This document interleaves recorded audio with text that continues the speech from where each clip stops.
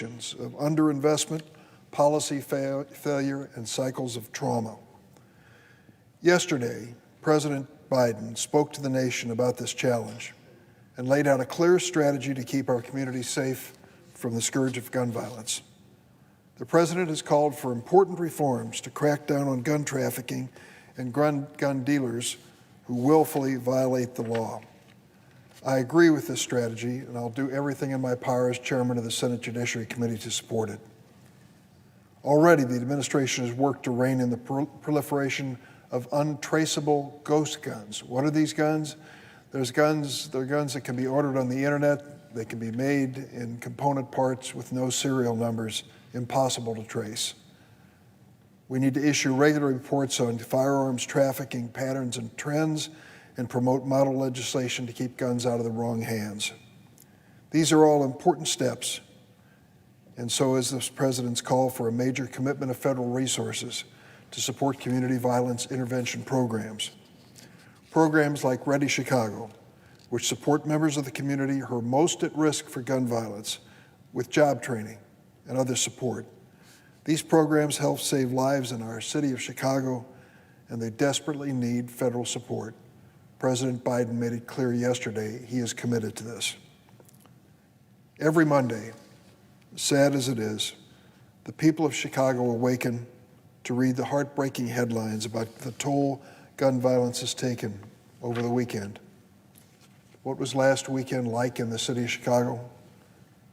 52 people were shot, 5 fatally. Young children and babies don't escape this violence. More than 50 children under the age of 15 have been shot in Chicago this year. Caden Swan, 1 year old, shot in the head while riding in a car on Lakeshore Drive. 7-year-old Jaslyn Adams, shot and killed at a McDonald's drive-thru on Chicago's West Side in April. 14-year-old Savannah Quintero, who was shot and killed earlier this month by gang members in the Back of the Yards neighborhood. These children are just a few of the more than 1,500 people who've been shot in Chicago this year. Our city isn't alone facing gun violence. We're seeing it across the nation. And don't believe it's just a problem in blue states. Red states face it too. While a shooting can happen anywhere, the fact is gun violence has disproportionately claimed the lives of Black and brown Americans, living in communities where it's often easier to find a gun than a good-paying job. I visited schools across Chicago, and I asked the students if they know someone who's been shot. In some neighborhoods, nearly every child's hand goes up. In fact, 90% of Chicago's homicides occur in neighborhoods where 60% of the city's youngest kids live and learn. And when their parents or siblings are shot, it causes damage that, unlike a bullet wound, cannot heal with just time alone. Science shows us that trauma rewires children's brains, produces changes that can last a lifetime. I often ask audiences, think about your youth. Think about one event in your life that you still remember to this day. I hope it was a happy one. I hope it wasn't a sad one. But think about the fact that no matter how old you are, something that happened when you were a tiny kid is still very fresh in your memory. Now think about a child who's witnessed a shooting or been the victim of a shooting. That's going to be with them for a lifetime, unless we do something. Childhood trauma can make it harder for kids to learn and to form healthy relationships. And it can do serious harm to a child, physically, mentally, and emotionally. Harm that can change their lives. But with the right care and support, kids and victims of gun violence can deal with trauma and rise above it. Across Illinois, I've seen programs at schools, hospitals, community centers, and churches that provide the nurturing environments and treatment our children experience trauma need to thrive. If we want to end the epidemic of gun violence, we need to invest in community-based solutions that end the cycles of trauma. Last week, I joined Senators Capito, Duckworth, and Murkowski introducing a bipartisan bill that will invest in those solutions, the Rise from Trauma Act. This bill would invest billions of dollars over the next 8 years in community-based efforts to support children and families who've endured trauma. This aligns directly with what President Biden said yesterday and what he requested in his American Jobs Plan. It would help end violence where it begins, in environments where kids are neglected and abused and left to fend for themselves. And this legislation would fund counseling for gunshot victims, expand our trauma-informed workforce, doctors, teachers, social service professionals, community leaders to help kids who've experienced trauma. I believe the Rise from Trauma Act will help offer a long-term solution to the epidemic of gun violence. But we also need to protect our families and neighborhoods in the short term. In addition to immediate steps, the administration is asking us to address violent crime. I've been working with leaders in my state to make additional resources available.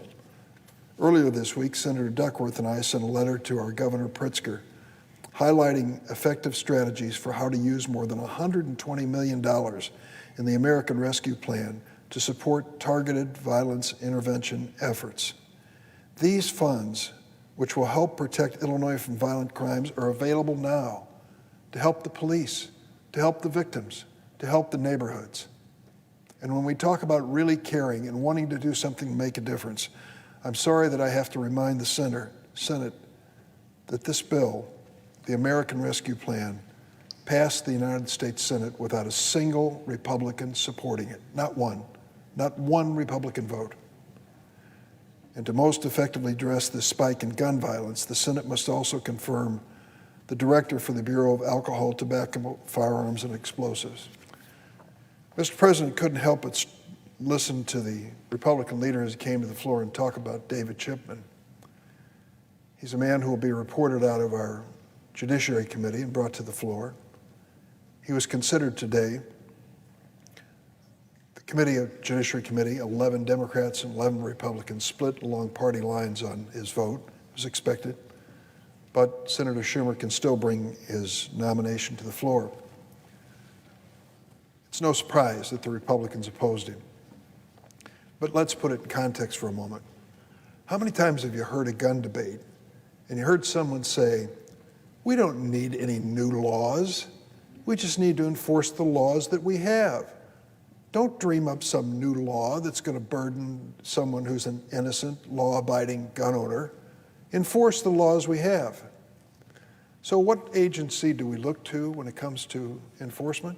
Well, certainly the Department of Justice. And where do they turn? They turn to ATF. That's the agency that is supposed to keep an eye on how guns are being sold and whether the wrong people are buying them. Well, let's take a look at the leader of the Alcohol, Tobacco, and Firearms and Explosives Agency under President Trump. I'd like to give you his name or her name, but I can't because there was no leader. In 4 years, President Trump never nominated any single person to head this agency. Was it an oversight? An accident? Far from it. Those who are on the side of increased gun rights at the expense of safety don't want anyone to lead this agency. They want this agency to go away. And David Chipman, a man with over 20 years experience in the field, who worked for this law enforcement agency, risked his life in doing so, has been nominated by President Biden to head the agency. And the Republicans can't stand the idea. The fact that an actual law enforcement agency person who had this experience would lead the agency just drives them wild to think about it. And they're opposed to it. And yes, it's true. He is for gun safety, and he's made it clear. Let me tell you about a couple radical ideas he had. He believes that we should keep guns out of the hands of felons and people who are mentally unstable. Well, there's a radical idea when it comes to gun safety. So radical that 84% of the American people, some say 90% of the American people, including gun owners, support this idea, and so does Mr. Chipman. That makes him a radical in the eyes of some of our colleagues. To me, he's as mainstream as they come. And when it comes to assault weapons, for example, he believes there are some guns that really have no place in the ordinary self-defense, sporting, and hunting world and can only be used as machines for killing.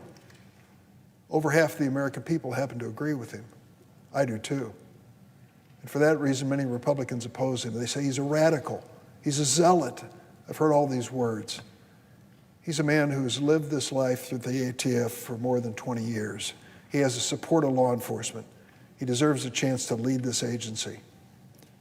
And these ideas that he had, wouldn't it be wonderful if the United States Senate, think about that, the United States Senate could pass legislation to require background checks to keep guns out of the hands of convicted felons? The American people want it. We can't touch it. You ask people on the committee, on the Republican side, well, what should we do about gun violence? They've got an answer, and they're sure of it. What is their answer? We need more guns in America. We need more people carrying guns in America. Two or three of the members of the committee today on the Republican side, Senate Judiciary, were proud to speak about this issue of concealed carry. One actually said she carries a gun. I don't know if she does it in the Capitol building. That's her business. But that's how far it's come. This notion that the solution to gun violence is more guns when 109 people a day are dying in America from gun violence.